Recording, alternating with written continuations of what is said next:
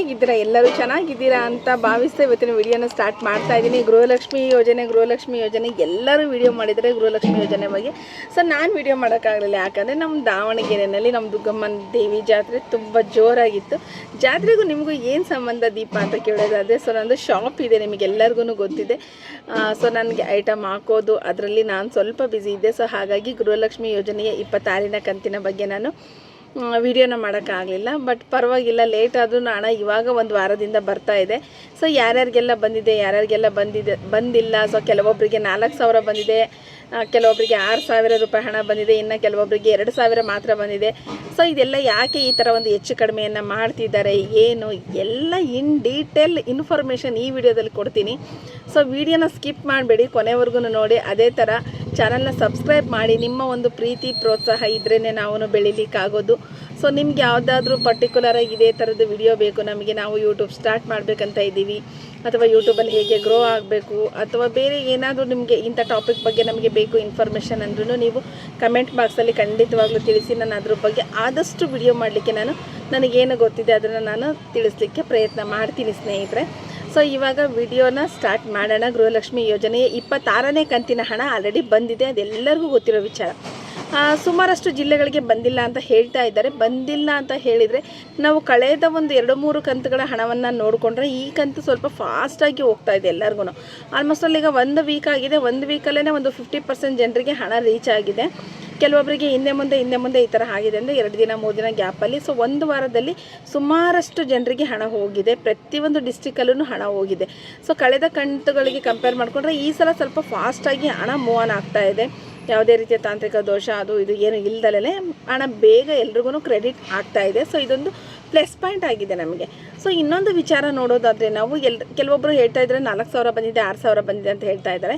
So ಅದು ಖಂಡಿತವಾಗ್ಲೂ 27-28ನೇ ಕಂತಿನ ಹಣ ಅಲ್ಲ.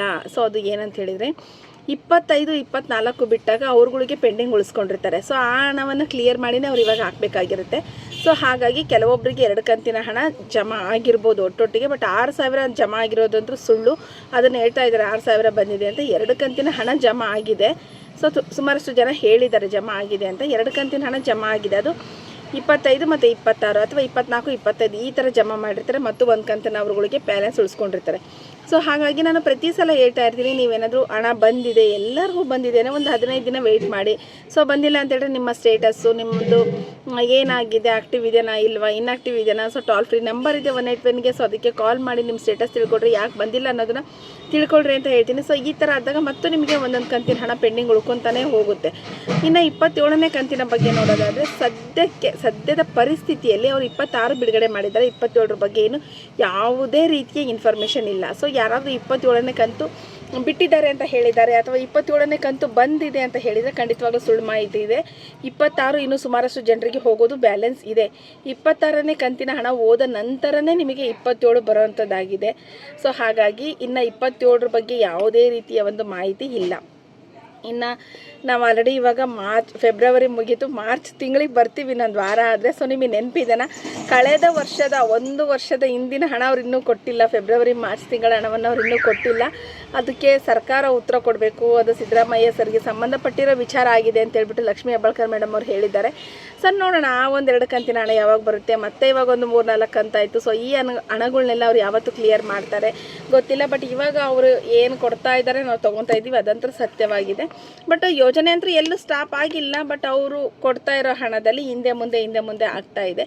ಸೊ ಇದೆಲ್ಲ ಬರಲಿಕ್ಕೆ ಟೈಮ್ ತೊಗೋಬೋದು, ಮೇ ಬಿ ಇದೇ ಕಂಟಿನ್ಯೂ ಆಗ್ಬೋದು. ಮತ್ತು ಇನ್ನೊಂದು ತುಂಬ ಇಂಪಾರ್ಟೆಂಟ್ ವಿಚಾರ ಏನಂತೇಳಿದರೆ, ನಾನು ಮೊನ್ನೆ ನೋಡಬೇಕಾದ್ರೆ ಯಾರೋ ಒಬ್ಬರು ಸಚಿವರು ಒಂದು ಸ್ಟೇಟ್ಮೆಂಟನ್ನು ಕೊಟ್ಟಿದ್ದಾರೆ. ಗೃಹಲಕ್ಷ್ಮಿ ಇನ್ನು ಮುಂದೆ ನಾವು ಪ್ರತಿ ತಿಂಗಳ ಹಣವನ್ನು ಹಾಕೋದಿಲ್ಲ, ಪ್ರತಿ 3 ತಿಂಗಳಿಗೆ ಒಮ್ಮೆ ಹಾಕ್ತೀವಿ ಅಂತ ಹೇಳಿದ್ದಾರೆ.